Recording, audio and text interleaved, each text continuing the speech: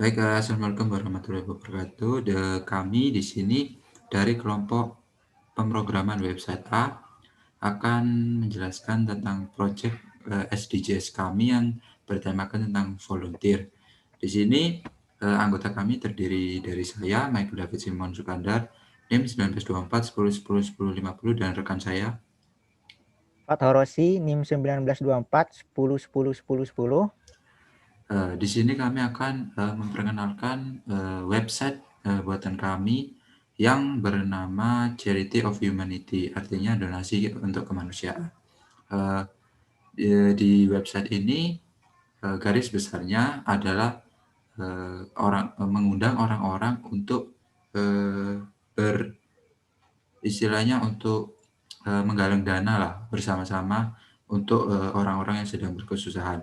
Baik, langsung mulai saja, get start. Baik, untuk section yang pertama yaitu tadi ada home untuk background-nya, nah lalu yang kedua ini adalah about. Di section about ini, kami menuliskan deskripsinya, Charity of Humanity merupakan website, sebagai sarana untuk mengumpulkan dana amal yang digunakan untuk membantu saudara yang membutuhkan.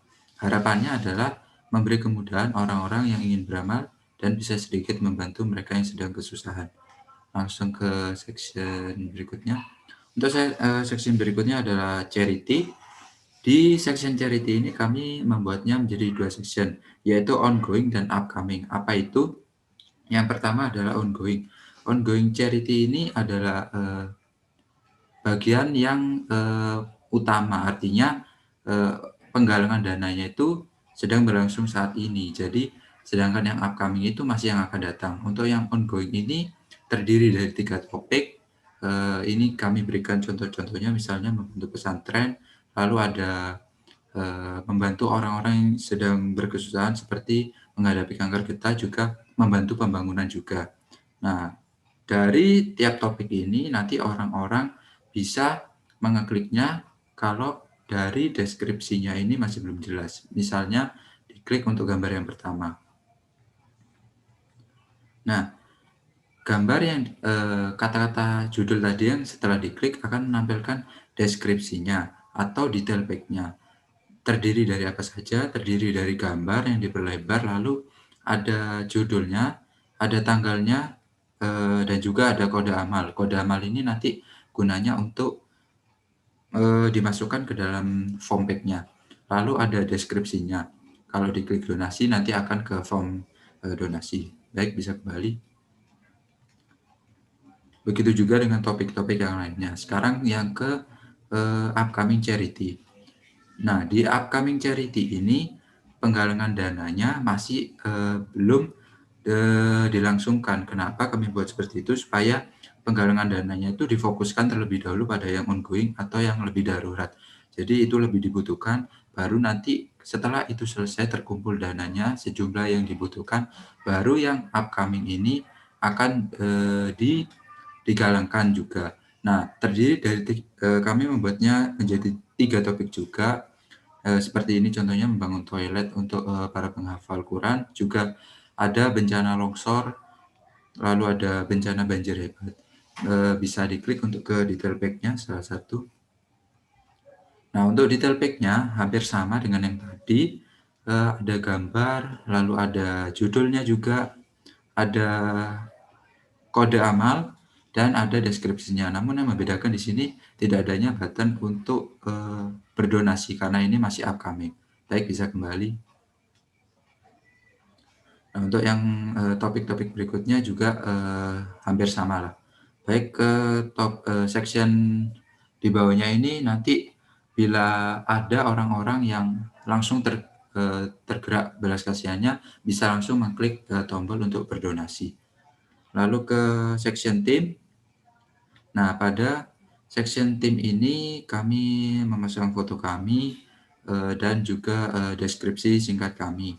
Lalu pada section kontak berisikan tentang alamat kami, email kami, nomor telepon, dan juga ada alamatnya itu tadi. Juga di bagian footernya di paling bawah sendiri kami menambahkan ya penjelasan singkat-singkat aja lah. Mungkin itu dari saya. Waktu selanjutnya saya serahkan pada rekan saya.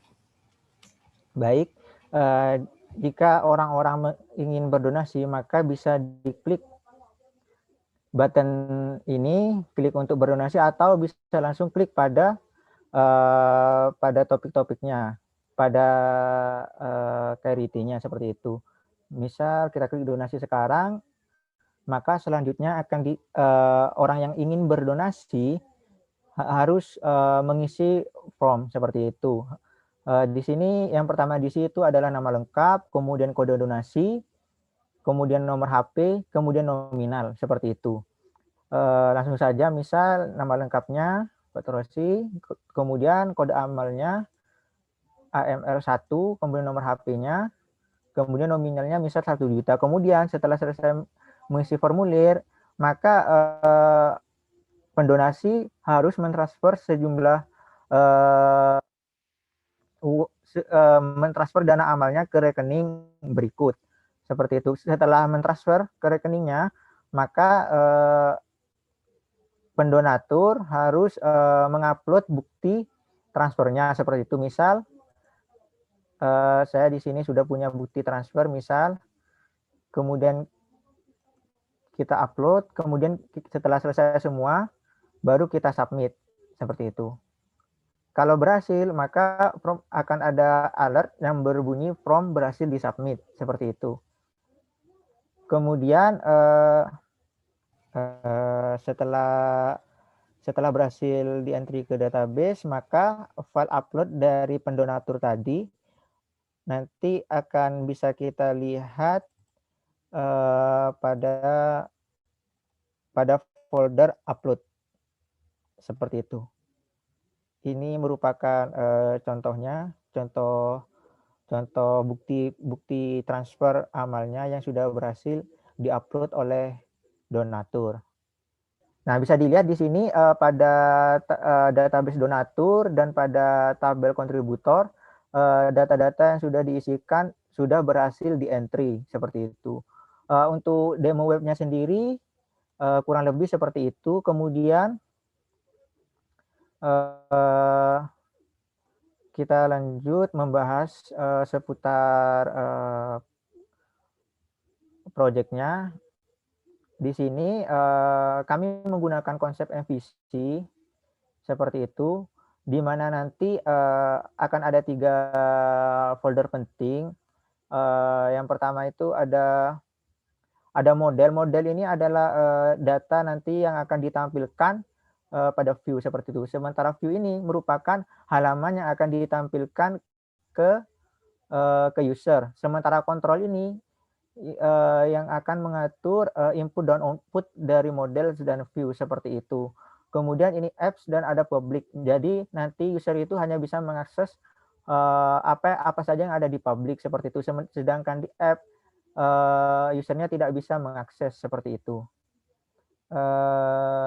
Kurang lebih seperti itu penjelasan proyek pemrograman website dari kelompok kami. Apabila ada salah kata atau hal yang tidak bisa atau hal yang kurang dimengerti, kami mohon maaf. Kami akhiri. Wassalamualaikum warahmatullahi wabarakatuh.